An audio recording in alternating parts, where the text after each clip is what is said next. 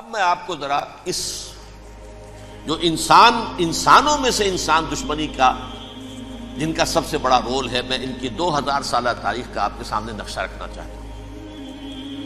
ان 1400 سال کا تو میں نے صرف 4 آپ کو پوائنٹس بتائے۔ موسیٰ سے عیسیٰ تک 1400 برس علیہ الصلوۃ والسلام، 2 مرتبہ عروج، 2 مرتبہ زوال، اشیریوں کے ہاتھوں پٹوائی، بابلیوں کے ہاتھوں پٹانا، گریکس کے ہاتھوں مرمت، رومنز کے ہاتھوں مرمت۔ یہ جو 2000 سال ہیں، کیونکہ اب تو ظاہر بات ہے 21ویں صدی شروع ہو گئی، 20 صدیاں حضرت مسیح کو پوری ہو گئی۔ پہلی بات نوٹ کیجئے، حضرت مسیح کی پیدائش ہے سن 1 قبل مسیح۔ یہ نقطہ آپ نے کبھی سنا ہے یا نہیں؟ جب ملینیم کا سلسلہ شروع ہوا تھا پچھلے سال، تو میں نے بیان کر دیا تھا کہ ایک عجیب حساب کے اندر انہوں نے غلطی کی ہوئی ہے۔ حضرت مسیح کی پیدائش ہوئی 25 دسمبر کو، سن انہوں نے شروع کر دیا، جو اس کے بعد جنوری آئی تو پہلا سال شروع ہو گیا۔ اگر جنوری سے پہلا سال شروع ہوا تو یہ 6 دن جو ہے تو اس کے پچھلے سال میں تھے، لہذا کہا جائے گا کہ Jesus Christ was born 1 year before Christ, BC۔ تو 1 قبل مسیح میں حضرت مسیح کی پیدائش ہوئی۔ یہ آخری اسرائیلی نبی اور رسول۔ یہودی علماء کی مخالفت، دشمنی، سولی پر چڑھوا دینا میں بیان کر چکا ہوں۔ سن 33 عیسوی میں، جبکہ حضرت مسیح کی عمر 33 برس تھی، اللہ تعالیٰ نے انہیں زندہ آسمان پر اٹھا لیا، لیکن یہودیوں نے اپنے خیال کے مطابق انہیں سولی پر چڑھوا دیا، ان کی موت واقع ہو گئی۔ اگرچہ اس کے بعد یہ اختلاف ہے ان میں، یہودی کہتے ہیں وہ سولی پر چڑھ گیا، ختم ہوا، مر گیا۔ عیسائی کہتے ہیں نہیں، انتقال ہوا ہے مسیح کا صلیب پر، لیکن پھر وہ دوبارہ زندہ ہو گئے ہیں۔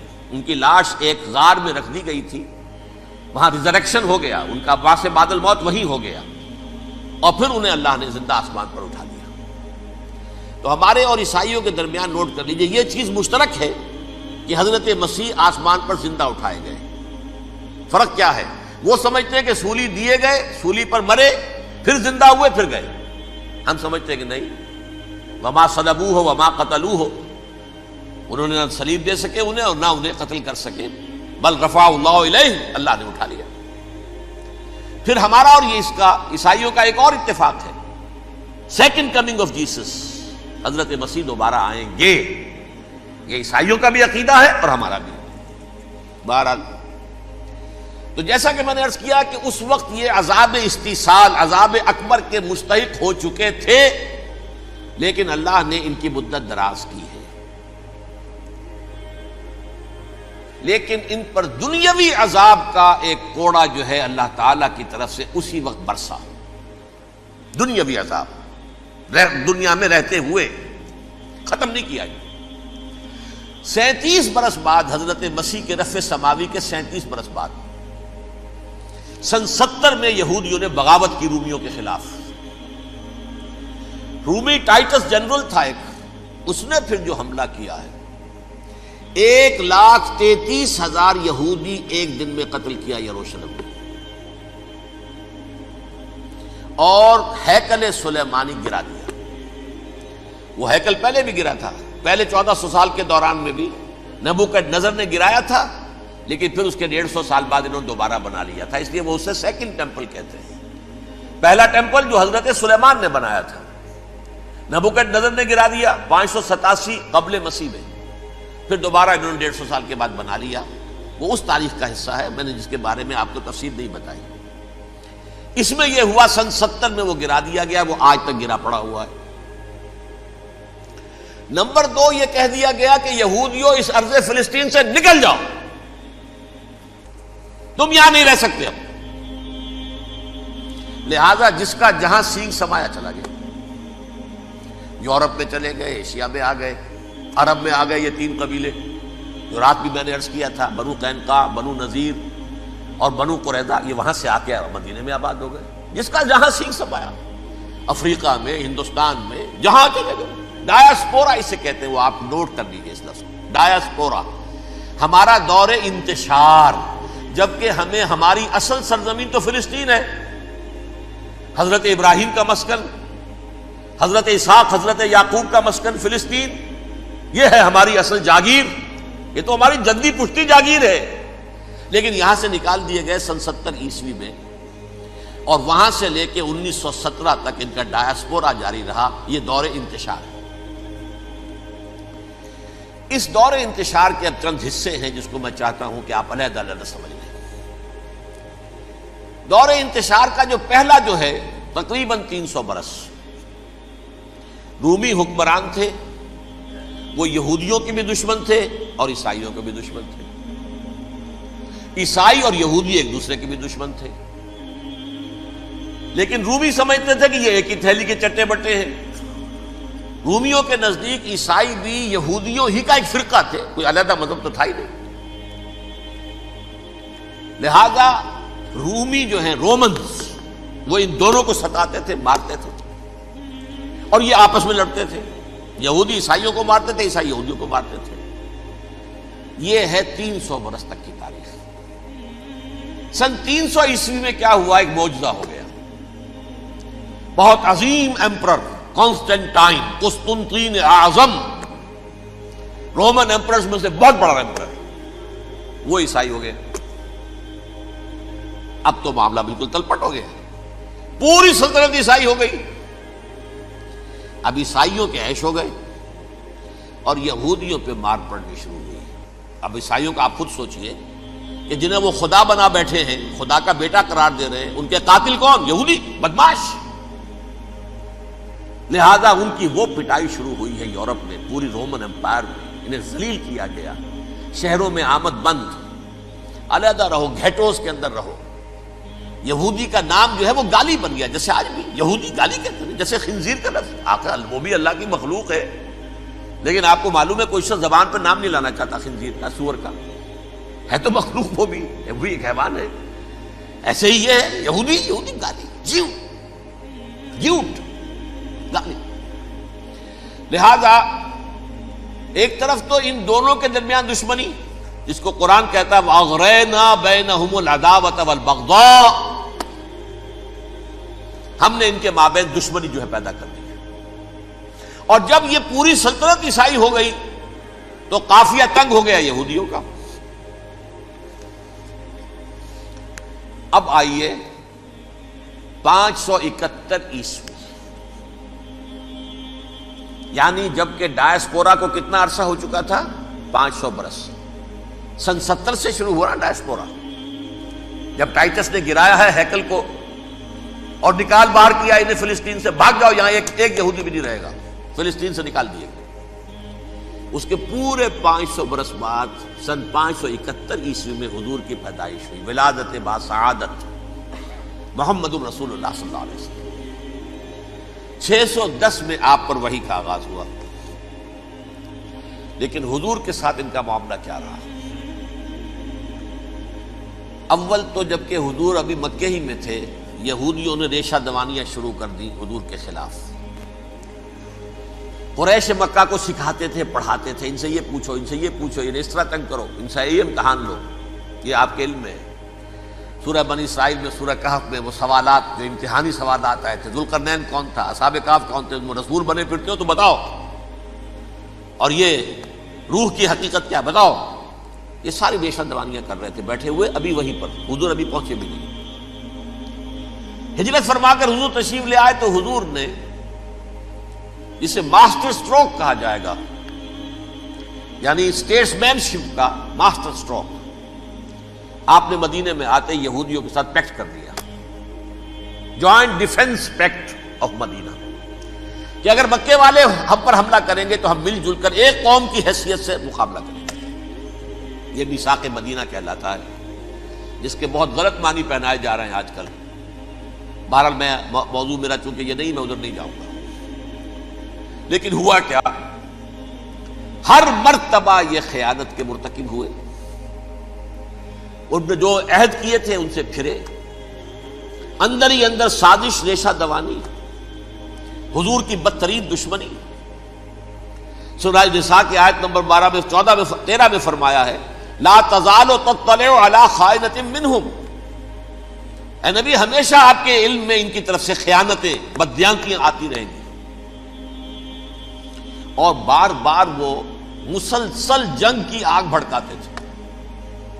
قریش کو دعوت دیتے، آؤ آؤ آؤ ہم اندر سے بغاوت کر دیں گے، تم آؤ تو صحیح، ختم کریں محمد کو اور اہل ایمان کو صلی اللہ علیہ وسلم رضی اللہ تعالی عنہم اجمعین. لیکن پھر جب وہ آتے تھے تو یہ دبک جاتے تھے، ان میں ہمت نہیں تھی. میدان کے مرد نہیں رہے تھے. یہ سورہ حشر میں ان کا نقشہ کھینچا گیا ہے. کھلے میدان میں مقابلے کی اس کے اندر صلاحیت ہی نہیں. یہ تو فصیلوں کے پیچھے سے، جیسے عورتیں کہیں دیہات میں لڑائی ہوتی ہے تو مرد جو ہے گلیوں میں لڑتے ہیں، عورتیں اوپر سے پتھر پھینکتی ہیں، بس وہ کام یہ کر سکتے تھے. من ورائے جدر، فصیلوں کے پیچھے سے، جنگ میں میدان میں نہیں آ سکتے. بہرحال قرآن مجید میں ہے یہ سورہ مائدہ کی آیت نمبر 64، کلما اوقدوا نارا للحرب اطفاها اللہ. اکثر و بیشتر مواقع پر تو یہ جب آگ بھڑکاتے تھے جنگ کی، اللہ اسے بجھا دیتا تھا. لیکن بہرحال اس کے باوجود جنگیں ہوئی، غزوہ بدر، غزوہ احد ہوئی کہ نہیں؟ یہ ساری اس اصل شرارت ہوئی. اور اس کے نتیجے میں حضور نے پھر ایک ایک کر کے 3 قبیلوں کو سزا دی. غزوہ بدر کے فوراً بعد بنو قینقاع نکالے گئے مدینے سے، غزوہ احد کے فوراً بعد بنو نذیر نکالے گئے، اور غزوہ احزاب کے بعد بنو قریظہ نکال دیے گئے. یہ تو میں نے آپ کے سامنے رکھ دیا صرف حضور کے زمانے میں ان کا کیا رویہ رہا. دشمن، رات بھی ہم نے وہ آیت پڑھی تھی، لَتَجِدَنَّ أَشَدَّ النَّاسِ عَدَاوَةً لِلَّذِينَ آمَنُوا الْيَهُودُ وَالَّذِينَ أَشْرَكُوا. اہل ایمان کی دشمنی میں شدید ترین تم پاؤ گے یہودیوں کو اور مشرکین. مشرکین بھی بعد میں ہے، پہلے یہودی. حضور کے بعد کیا ہوا اب یہ نوٹ کیجئے. یہ ان کی تاریخ کا دوسرا دور. حضرت عمر رضی اللہ تعالیٰ عنہ قائد خلافت ہے. بیت المقدس کا محاصرہ کیا گیا، فصیل بڑی اونچی، شہر اندر سے سیلف سفیشینٹ، حملے کا راستہ کوئی نہیں. محاصرہ طول کھینچ رہا ہے لیکن ان کے پاس رسد بھی موجود ہے، پانی بھی موجود ہے، وہ دروازے بند کر کے بیٹھے ہوئے ہیں. بالآخر اللہ تعالیٰ کی مشیت کا ظہور کیسے ہوا؟ ان کے کچھ علماء آئے فصیل پر، کہا دیکھو مسلمانوں، تم قیامت تک بھی یہاں پڑے رہو گے محاصرہ کر کے، ہمارا یہ شہر فتح نہیں ہوگا. ہاں ایک درویش بادشاہ کے ہاتھوں یہ شہر فتح ہونا ہے، لیکن تمہارے اندر ہمیں وہ نظر نہیں آ رہا. ابو عبیدہ بن الجراح رضی اللہ تعالی عنہ، امین هذه الامہ، ان کا فوراً ذہن گیا وہ درویش بادشاہ مدینے میں بیٹھا ہوا ہے عمر رضی اللہ تعالی. اب ایک اور عمر بھی ہے جو قندھار میں بیٹھا ہے. نقشہ وہی ہے، سادگی کی حد تک نقشہ وہی ہے، بالکل وہی، اپنی آنکھوں سے دیکھا ہے وہی سادگی. عمر اول، عمر ثانی تھے عمر بن عبد العزیز. اب ایک اللہ کے فضل سے اللہ تعالیٰ ایدہ اللہ بنصرتہ، اللہ تعالیٰ ان کی نصرت فرمائے، دشمنوں کو ان کے مقابلے میں نیست و نابود کرے. انہوں نے ریکویسٹ بھیج دی کہ حضور تشریف لائیے، یہ شہر فتح ہو جائے گا. وہ ہے سفر تاریخی، اتنا طویل سفر، تقریباً 700 میل، ایک اونٹ، ایک خادم، ایک منزل پہ امیر المومنین اوپر بیٹھے، خادم آگے چل رہا ہے، اگلی منزل پہ خادم اوپر بیٹھا ہے، امیر المومنین آگے جا رہے ہیں. اور جب پہنچے ہیں تو وہ باری تھی خادم کی. انہوں نے ہاتھ جوڑ دیا، حضور خدا کے لیے تم کیا کہیں گے لوگ، وہ میرا برا حال کر دیں گے، تمہیں شرم نہیں آئی؟ امیر المومنین پیدل آگے چل رہے ہیں نکیل پکڑ کر، اور تم بیٹھے ہو اوپر براجمان ہو. حضرت عمر فرمایا الدور دورک، نہیں باری تمہاری ہے، بیٹھ. اس حال میں پہنچے ہیں. اور پھر یہ کہ ابو عبیدہ بن الجراح آئے ہیں، استقبال کیا ہے تو دیکھا ہے اس حال میں چلے آ رہے ہیں. عمر نکیل پکڑے ہوئے چلے آ رہے ہیں، اور کہتے ہیں کہ کہیں کیچڑ ویچڑ تھا، جوتے خراب ہو گئے تھے، وہ بھی اتار کے ہاتھ میں پکڑے ہوئے، کپڑے تو تھے ہی پھٹے ہوئے. انہوں نے کہا بھی حضرت ابو عبیدہ نے، دیکھیے یہ بڑا متمدن ملک ہے، بڑا مہذب علاقہ ہے یہ، آپ ذرا حلیہ اپنا درست فرما لیں تب جا کے پیش ہم آپ کو کریں گے. آپ نے فرمایا نحن قوم اعزنا اللہ بالاسلام ہم وہ قوم ہیں جنہیں اللہ نے عزت دی ہے اسلام کے ذریعے سے، کپڑوں کے ذریعے سے نہیں، دولت کے ذریعے سے نہیں۔ اسی حال میں گئے ہیں، اوپر سے انہوں نے کھڑے ہو کر نشانیاں دیکھی ہیں، اپنی کتابیں کھولی، ہاں یہ وہی ہے، اچھا لو جی سرنڈر، شہر تمہارے ہاتھ میں۔ خون کا ایک قطرہ نہیں بہا اور بیت المقدس فتح ہو گیا۔ لیکن اس وقت حضرت عمر نے ایک نرمی یہ کی کہ یہودیوں کے لیے بھی اسے اوپن سٹی قرار دے دیا۔ یہ احسان عظیم حضرت عمر کا، اس سے پہلے یہودی آ ہی نہیں سکتا تھا، داخل ہی نہیں ہو سکتا تھا، وہاں وہ آ کر وزٹ نہیں کر سکتا تھا، زیارت نہیں کر سکتا تھا اپنے مقدس مقامات کی۔ حضرت عمر نے یوں سمجھیے کہ تقریباً 550 برس کے بعد ان کے لیے راستہ کھولا ہے کہ ہاں تم آ سکتے ہو، زیارت کر سکتے ہو۔ لیکن یہ عیسائیوں نے لکھوایا معاہدے کے اندر، انہیں یہاں آپ آباد ہونے کی اجازت نہیں دیں گے، لیکن کم وزٹ دی پلیسز، دیکھیں زیارتیں کریں اور جائیں۔ یہ معاہدہ حضرت عمر کا ہے رضی اللہ تعالیٰ، جو پھر خلافت راشدہ کے بعد بنو امیہ نے بھی اس کو آنر کیا، بنو عباس نے کیا۔ پھر جو ہمارے یہ ترکوں میں اندر خلافت آئی تو ترک خلفاء نے بھی اس معاہدے کی پوری پابندی کی۔ فلسطین میں آ سکتے ہیں یہودی صرف زائرین کی حیثیت سے، وہاں آباد نہیں ہو سکتے۔ اب آئیے اگلا دور آیا حضرت عثمان کا دور خلافت۔ یہ ہے وہ وقت کہ اب یہود نے امت مسلمہ کی پیٹھ میں چھرا گھونپا۔ وہ کیسے؟ ایک یہودی عبداللہ ابن سبا اسلام کا لبادہ اوڑھ کر آ گیا، معاشرے کا جائزہ لے لیا، ان میں بنو ہاشم اور بنو امیہ میں جو پرانی کشاکش تھی اس کے کچھ نہ کچھ جراثیم باقی ہیں، اگر ان کو ذرا بھڑکا دے تو مسلمانوں میں انتشار پیدا ہوگا۔ کہا یہ عثمان کون ہے؟ یہ تو بنو امیہ میں سے ہے، یہ حق تو بنو ہاشم کا ہے، خلافت ان کے پاس ہونی چاہیے، محمد کے تو رشتہ دار وہ ہیں صلی اللہ علیہ وسلم۔ عوام الناس کے اندر بات پھیلنی شروع ہوئی۔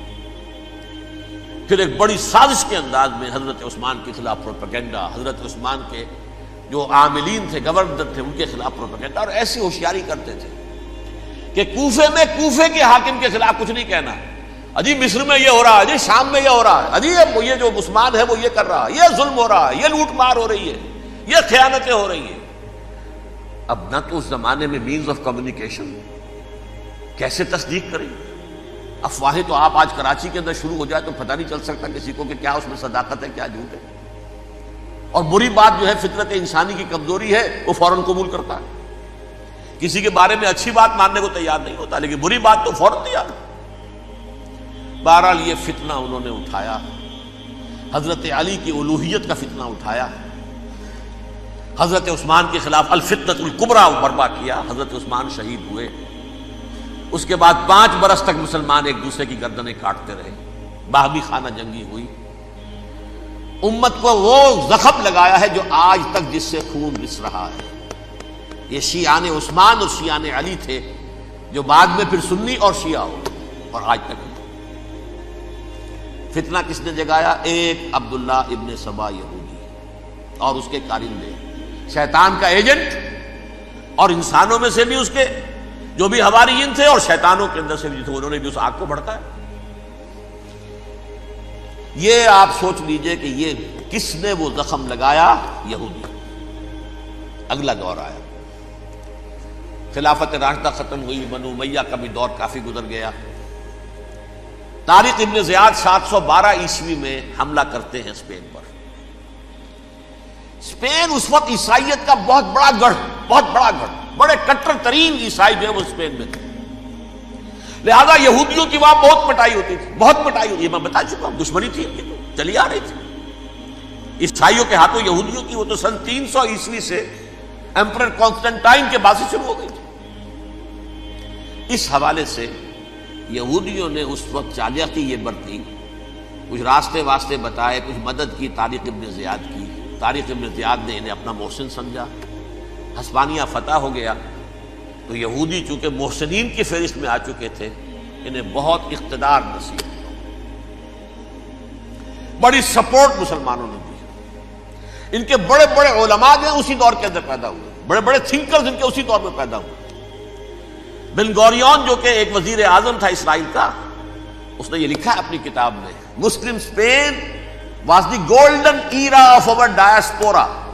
وہ ڈائسپورا جو 70 عیسوی سے شروع ہوا تھا اور 1917 عیسوی تک جاری رہا ہے، اس میں سے گولڈن ایرا ہمارا جو تھا وہ مسلم اسپین تھا۔ ہسپانیہ میں بیٹھ کر ہم عیش کیے،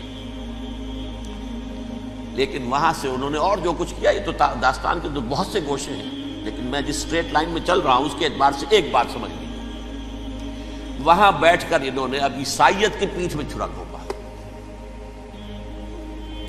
پروٹیسٹنٹ مذہب پیدا کیا، تقسیم کر دیا، جیسے شیعہ سنی کی تقسیم، عبداللہ ابن سبا، رومن کیتھولک اور پروٹیسٹنٹ کی تقسیم، یہودی علماء۔ ہوتا کیا تھا، ہسپانیہ کی یونیورسٹیاں ہیں، کارڈووا میں ہے، ٹولیڈو میں ہے، گریناڈا میں ہے، غرناطہ، قرطبہ، تولیتلا، اور وہاں آتے تھے لوگ، فرانس سے چلے آ رہے ہیں نوجوان پڑھنے کے لیے، جرمنی سے چلے آ رہے ہیں، اٹلی سے چلے آ رہے ہیں، 3 ہی ملک قریب ترین پڑھتے ہیں سینٹرل جو یورپ کے ہیں۔ یہاں پر جو ہے وہ اسلام جو نور پھیلا رہا تھا اس سے بھی مستفیض ہوئے، جہالت کے جو ہے پردے ان کے وہ چھٹے، اس کے ساتھ ہی وہ یہودی وہاں ان کے اندر جو جراثیم داخل کر رہے تھے وہ اس عیسائیت کے خلاف بغاوت تھی، جو اس وقت دنیا میں عیسائیت اس وقت تھی، پوپ کا راج تھا دنیا میں اس وقت۔ یورپ میں جو عیسائیت تھی اس میں ایک طرف بادشاہ تھے، لیکن بادشاہوں کی حیثیت وہاں پر یوں سمجھ لیجئے کٹ پتلیوں کی تھی، اصل قوت پوپ کے ہاتھ میں تھی۔ اور پوپ کو انہوں نے جیسے قرآن نے کہا اتخذوا احبارهم ورهبانهم اربابا من دون اللہ، کیونکہ سینٹ پال نے شریعت موسوی ساقط کر دی تھی تو اب شریعت تھی ہی نہیں، پوپ کو اختیار تھا جس چیز کو چاہے حلال قرار دے دے، جس چیز کو چاہے حرام قرار دے دے۔ اتخذوا احبارهم ورهبانهم اربابا من دون اللہ۔ انہوں نے کہا صاحب یہ پوپ کس بلا کا نام ہے، یہ بھی انسان ہے، بات تو ٹھیک تھی نا، اصل حیثیت تو کتاب کی ہونی چاہیے، ڈیوائن بک، دی ریویلڈ اسکرپچر، لہذا یہ کتاب ہر شخص پڑھ سکتا ہے، کوئی پوپ کے باپ کو جو ہے کوئی اس کے لیے پروپرائٹری رائٹس تو نہیں ہے کہ صرف پوپ پڑھ سکتا ہے یا پادری پڑھ سکتے ہیں، ہم بھی پڑھ سکتے ہیں، ہم بھی سمجھ سکتے ہیں۔ یہ باتیں تھی کہ جن کو بڑھا چڑھا کر بیان کر کے اور پوپ کا اقتدار ختم کرا دیا اور توجہ مرکوز کر دی بائبل کی طرف۔ اب بائبل میں بڑا حصہ تو اولڈ ٹیسٹامنٹ کا ہے، نتیجہ کیا ہوا، یہود کی عظمت پروٹیسٹنٹس کے نزدیک مسلم ہو گئی۔ اصل قوم تو یہ ہے، وہ دشمنی بدلی کہ نہیں بدلی، موسیٰ کے امتی یہ ہے، تورات موسیٰ کو دی گئی، ابراہیم کی نسل یہ ہے، لہذا وہ جو دشمنی تھی، جو عداوت تھی کہ ہمارے خدا کو سوری چڑھانے والے ہیں یہ بدماش، اس کا ازالہ ہوا اس پروٹیسٹنٹ مذہب کے نتیجے میں۔ یہ میں اب آپ کو بتاتا ہوں کہ ایک نتیجہ وہ نکلا ہے جسے برٹرنڈ رسل نے بیان کیا ہے، اس کی کتاب ہے ان پریز آف آئیڈلنس، صفحہ 108۔ وہ لکھتا ہے the Christians retaining the Judaic belief in special revelation added to it the Roman desire for worldwide domination and the Greek taste for metaphysical subtleties. The combination produced the most fiercely persecuting religion that the world has yet known. یہ 3 چیزیں آ کر عیسائیت میں مل گئی۔ ایک تو جب یہ اولڈ ٹیسٹامنٹ جو ہے وہ ان کے ہاتھ میں آ گئی، اور اس کے میں کچھ آپ کو بتا دیتا ہوں کہ اولڈ ٹیسٹامنٹ کی تعلیمات، کیونکہ یہ اولڈ ٹیسٹامنٹ جو ہے یہ محرف تھی، اصل تورات تو گم ہو گئی تھی 587 قبل مسیح میں، جب پہلی مرتبہ ہیکل جو ہے تباہ ہوا ہے اس وقت ختم ہو گئی تھی۔ اس کے کوئی 150 سال کے بعد انہوں نے یادداشتوں سے مرتب کر کے لکھی ہے، اب اس میں ان کے اپنے خیالات، اپنے امانی، اپنی توجیحات وہ شامل ہو گئی۔ لہذا میں آپ کو حوالے دیتا ہوں، اس کتاب کے اندر مظالم کی جو تعلیم دی گئی ہے، اہل کتاب نے اپنے مظالم قتل عام کے جواز کے لیے تورات میں تبدیلیاں کی اور پیغمبروں پر دہشت ناکی اور بدترین حرام کاری کے الزامات لگائے. سنیے، پہلا حوالہ ہے یہ گنتی باب 31 آیات 17-18. اس لیے ان بچوں میں جتنے لڑکے ہیں سب کو مار ڈالو، اور جتنی عورتیں مرد کا منہ دیکھ چکی ہیں ان کو بھی قتل کر ڈالو، لیکن ان لڑکیوں کو جو مرد سے واقف نہیں اور اچھوتی ہیں اپنے لیے زندہ رکھو. یہ کسی اللہ کی کتاب کا یہ جملہ ہو سکتا ہے؟ کسی ریویل بک کا؟ اور سنیے، یہ ہے استثناء ڈیٹرانومی باب 20 آیت 16-18. پر ان قوموں کے شہروں میں جن کو خداوند تیرا خدا میراث کے طور پر تجھ کو دیتا ہے، کسی ذی نفس کو جیتا نہ بچا رکھنا، جیسا خداوند تیرے خدا نے تجھ کو حکم دیا بالکل نیست کر دینا. مرد، عورتیں، بچے، بوڑھے سب ختم. یہ کتاب مقدس ہے. اور سنیے، سموئیل باب 27 آیت نمبر 9. اور داؤد نے اس سرزمین کو تباہ کر ڈالا اور عورت مرد کسی کو جیتا نہ چھوڑا. نمبر 4، ان سب آباد شہروں کو ماں، عورتوں اور بچوں کے بالکل نابود کر ڈالا. کتاب استثناء باب 3 آیت 6. یہ ہے جو کہہ رہا ہے برٹرنڈ رسل، کرسچینٹی میں آ کر اب یہ 3 چیزیں شامل ہو گئی. ایک تو یہ باربیرین یہ تعلیم جو ہے، اور یہ مذہب کے نام پہ تعلیم، یہ کتاب مقدس کی تعلیم. نمبر 2، رومنز کے اندر جو ایک تمنا تھی ورلڈ ڈومینیشن کی، وہ عیسائیت کے اندر آ گئی. اس لیے کہ پوری رومن امپائر جو ہے عیسائی ہو گئی، تو اسے وراثت کے اندر ورلڈ ڈومینیشن کی جو ایک تمنا تھی وہ مل گئی. اور پھر یہ کہ انہوں نے جو توہمات تھے یونانیوں کے، ان کو بھی اپنے ہاں مختلف شکلوں کے اندر جمع کر لیا. ان 3 چیزوں کا the combination produced the most fiercely persecuting religion that the world has yet known. اس کے نتیجے میں دنیا میں تاریخ انسانیت کے اندر جو بدترین خوخار ترین مذہب ہو سکتا ہے وہ شکل عیسائیت نے اختیار کی. اور اس کا مظہر عتم کیا تھا؟ نوٹ کیجیے، صلیبی جنگیں. ایک بار ٹائم ٹیبل کے اعتبار سے نوٹ کر لیجئے گا. فرسٹ ملینیم ختم ہوا، سیکنڈ شروع ہوا. ان کے 1000 سال ختم ہوئے تو 11ویں صدی میں سیکنڈ ملینیم شروع ہوا، تو پہلی صلیبی جنگیں ہوئی.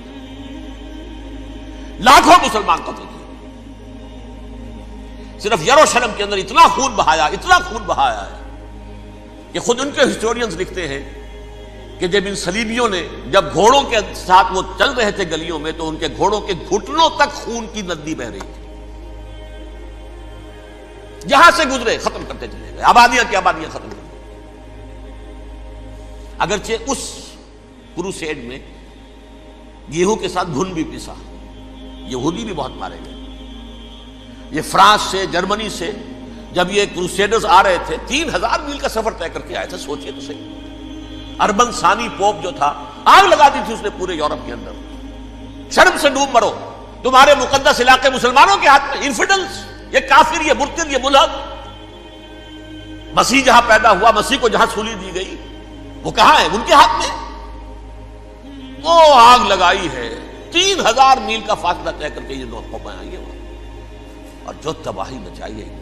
تاریخ انسانی میں ایسی بربریت کی کوئی مثال. اور یہ ان کے اپنے ہسٹورینز لکھتے ہیں. شرم کے مارے ایسے محسوس ہوتا ہے جیسے ان کی گردنیں جھکی جا رہی ہیں.